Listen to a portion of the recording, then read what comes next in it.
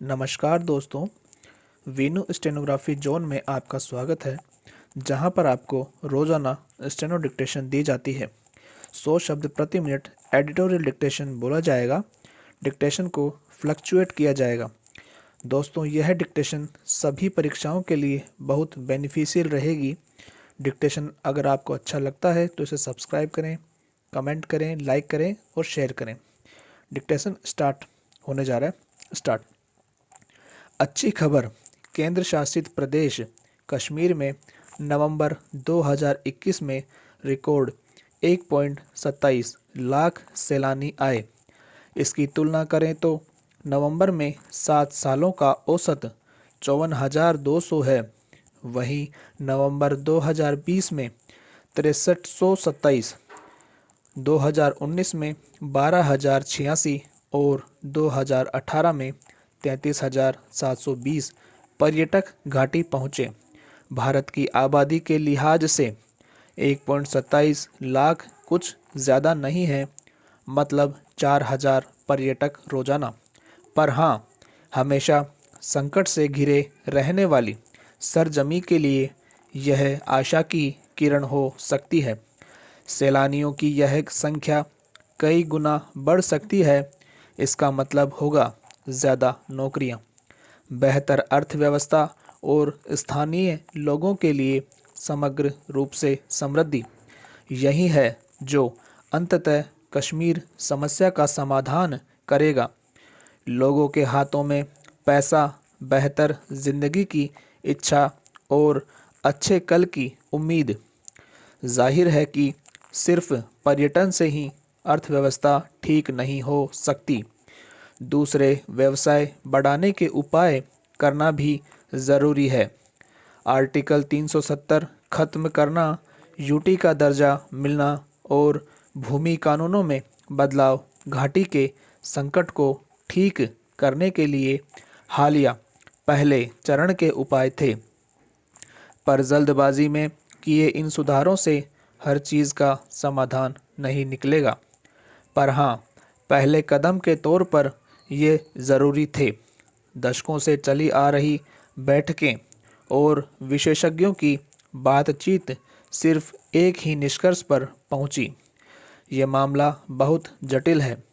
धारा 370 हटाकर और पहले चरण के कुछ उपायों से हमने इस बारे में कम से कम कुछ किया तो ये भी सही है कि चंद कानून पास कर देने से जनमानस नहीं बदलता। जम्मू और लद्दाख बदलाव के बाद ठीक ठाक करते दिख रहे हैं। हालांकि कश्मीर घाटी के स्थानीय लोग नए बदलावों को पूरी तरह स्वीकार नहीं कर पाए हैं। कुछ चुनिंदा बौद्धिक लोग दिल जीतने और वाकई इन लोगों को सुनने की सलाह देते हैं, पर किसी को पता नहीं कि इसे धरातल पर कैसे किया जाए। विशेष तौर पर जब इनमें से कई दिल भारत के खिलाफ हैं या घाटी को लेकर भारत की योजना के खिलाफ हैं। मेरा मानना है कि अगर भारत घाटी में सब कुछ ठीक करने की अपनी कोशिशें करना छोड़ दे तो इलाके का तेजी से पतन हो जाएगा। पाकिस्तान के प्रभाव में आकर ड्रग और हथियारों से भरा कट्टरता में फंसा एक और अफ़गानिस्तान बन जाएगा। इसलिए आइए, दिल जीतें वाला यह तर्क थोड़ा ट्रिकी है, विशेष तौर पर जब सवालों में घिरा दिल आपको हकीकत में बेहतर जगह नहीं ले जा रहा। कश्मीर में वही काम करेगा जो दुनिया के इतिहास में हमेशा काम करता आया है। लोगों के हाथों में पैसा और एक भरोसा की बेहतर ज़िंदगी होती है अगर वे इसके लिए काम करें। क्योंकि अगर आपका कोई बढ़ता हुआ व्यवसाय है या किसी अंतर्राष्ट्रीय कंपनी में नौकरी है, तो ऐसा शायद ही होगा कि आप पत्थरबाजी करें या बम फेंके। हाँ, कट्टर सॉफ्टवेयर इंजीनियर भी हैं, वे सिर्फ अपवाद हैं। इसलिए बिजनेस को बढ़ावा देना, पर्यटन बढ़ाना और नौकरियां पैदा करना ही कश्मीर मामले को सुलझाने का इकलौता उपाय है। व्यापार में वृद्धि का मतलब बड़े व्यवसायों के लिए भी बढ़ावा होगा। ये इलाका बड़ी कंपनियों से वंचित क्यों रहे, जबकि वे लाखों नौकरियां दे सकती है? क्यों भारत में बुद्धिजीवियों का एक वर्ग बिजनेस को सिर्फ महिमा मंडित छोटे कुटीर उद्योगों तक ही देखता है? हम ऐसा क्यों सोचते हैं कि कश्मीरियों के पास कारपेट बुनने या लोगों को नौका विहार पर ले जाने की ही सबसे अच्छी नौकरी हो सकती है?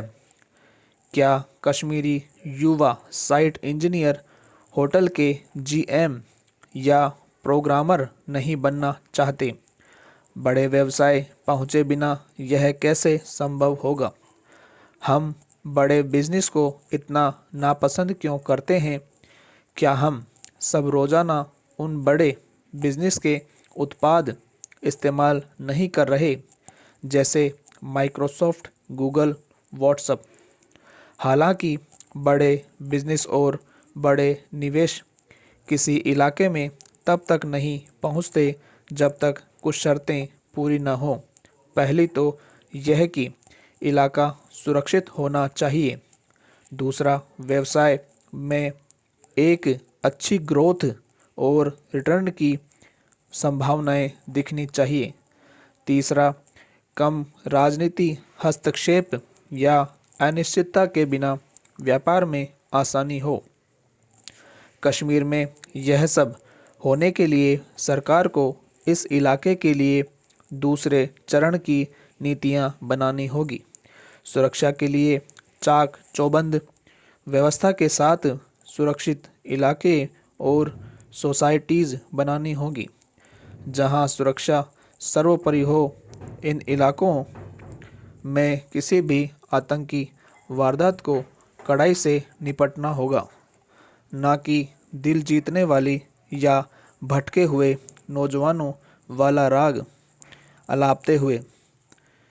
एक वारदात पूरे इलाके की सुरक्षा धारणा चौपट कर सकती है और इससे सच में लाखों नौकरियां जा सकती है। कश्मीर में अच्छे रिटर्न के लिए सरकार को कम कर क्षेत्र की घोषणा करनी चाहिए। उदाहरण के लिए, जैसे अमेरिका का कम टैक्स वाला इलाका। यह व्यवसायों को वहां आने के लिए प्रोत्साहित कर सकता है।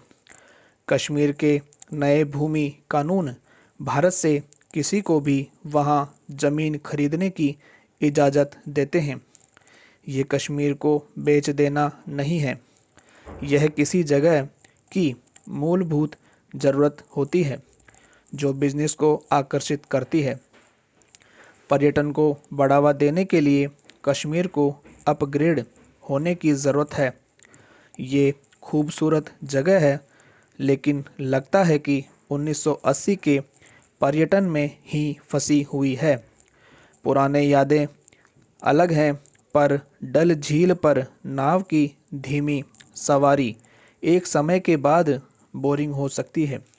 भारत के हिल स्टेशंस को अब सनराइज़ सनसेट पॉइंट से परे जाने की ज़रूरत है। जगहों की फिर से कल्पना करने की ज़रूरत है, खासकर आज की इंस्टाग्राम पीढ़ी में। साथ ही यह एहसास होना चाहिए कि अधिकांश पर्यटक मनोरंजन और आराम फरमाने के लिए आते हैं। किसी को सम्मोहित करने की प्राकृतिक सुंदरता की भी अपनी सीमा होती है। युवा पीढ़ी को कश्मीर में आकर्षित करने के लिए वहाँ कैफ़े, बार होना चाहिए। कुछ लोग कहते हैं कि स्थानीय लोग और उनकी धार्मिक मान्यताएं इसके आड़े आती है। उनके लिए एक शब्द है सहिष्णुता। कोई भी ऐसा अच्छा पर्यटन स्थल नहीं जहां आपको ड्रिंक न मिले। भले ही मैं अल्कोहल को बढ़ावा नहीं देता, यूएई जैसे इस्लामिक मुल्कों ने भी स्थानीय मान्यताओं और पर्यटकों की ज़रूरतों में तालमेल बना रखा है। दुबई में आपको ड्रिंक्स मिल सकती है, यह सब स्वीकार करने की बात है और ना कि अपनी मान्यताएं दूसरों पर थोपने की बात। यहाँ याद रखें, पर्यटन युवाओं के लिए नौकरियाँ, शांति और कश्मीरी समस्याओं का समाधान। कश्मीर को सुधार के लिए दूसरे चरण की ज़रूरत है, जिससे वहाँ की अर्थव्यवस्था चलेगा और नौकरियाँ पैदा होंगी। हाँ, अंततः तो यह दिल जीतना ही है, लेकिन पता नहीं क्यों लोगों की जेब में पैसों की मदद करके उनका दिल जीतना बहुत आसान होता है। स्टॉप। दोस्तों, RSM SSB के हिसाब से पिछली बार जो डिक्टेशन बोला गया था स्किल टेस्ट के लिए, उसमें काफ़ी टफेस्ट शब्दों का प्रयोग किया गया था सभी डिक्टेशंस में। इसलिए मैंने कुछ नए नए डिक्टेशंस देखे हैं और उस हिसाब से बनाए गए हैं। धन्यवाद।